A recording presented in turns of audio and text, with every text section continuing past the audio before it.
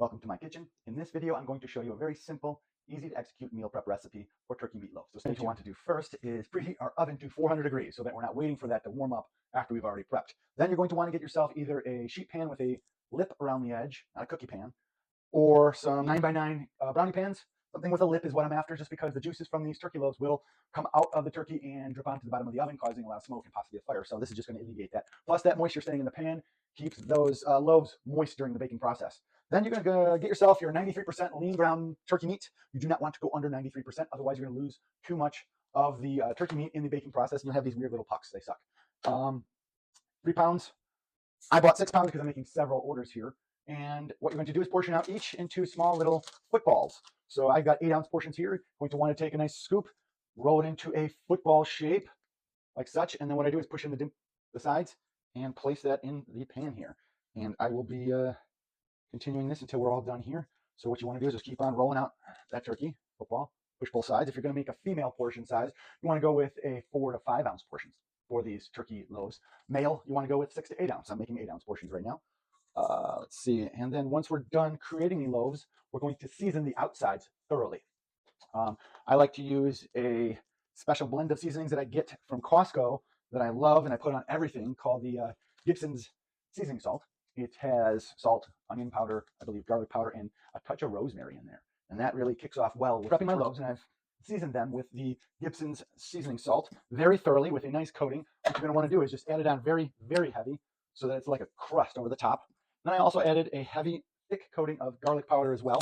Those are the 2 spices I like to add to my turkey. You can also add in some thyme in there as well to give that very famous Thanksgiving turkey vibe from this turkey meat. But I'm keeping it very simple, very easy. So do 2 spices, Gibson's seasoning salt, you get that at Costco, and some typical garlic powder. Then I'm going to pop them in the oven. Now here's the hard part. Everybody's oven is different. It's going to have some hot spots in different areas.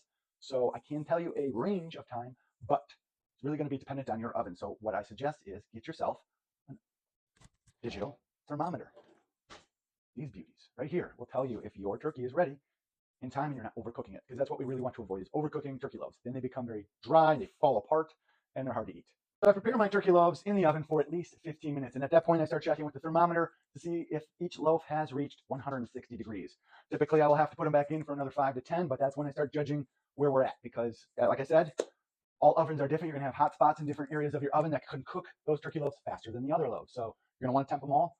What I'm going to do is just pull out one of the turkey loaves and show you what I'm talking about. So we want to bring these loaves out, grab a set of tongs. You don't want to touch those with your hands. And you're going to insert your thermometer right down the center and into the center of the loaf. And what you're looking for is a rapid increase in temperature up to 160 degrees. If you do not hit that 160 mark, put them back in the oven. Coming up pretty nicely. I'm at 145. So yeah, got another 15 degrees. Wipe your thermometer off if you have not reached that temperature, because that means that chicken or turkey or whatever you're cooking is undercooked and could still have bacteria on it. I'm going to put this back in for about 10 more minutes to get that temperature up to 160. All right, so the turkey loaves have all reached 160 degrees. I've pulled them out of the oven. You're going to see there's a nice puddle of juice, nice broth at the bottom there. Keep that in the pan. Do not drain that. And what you're going to want to do is make room in your refrigerator so that you can fit the turkey loaves still in the same pans right into the fridge from the oven.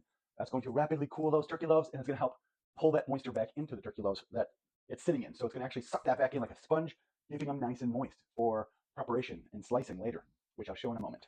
So I have the turkey loaves now cooled after about a half hour in the fridge. They firm up. I like to then slice them thin and diagonally.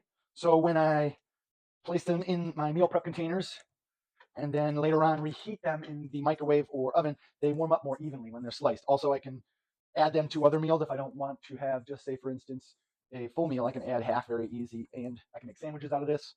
It's great with just about any sauce. So I encourage you to try out this turkey loaf recipe. Let me know in the comments what you think. Thank you for watching.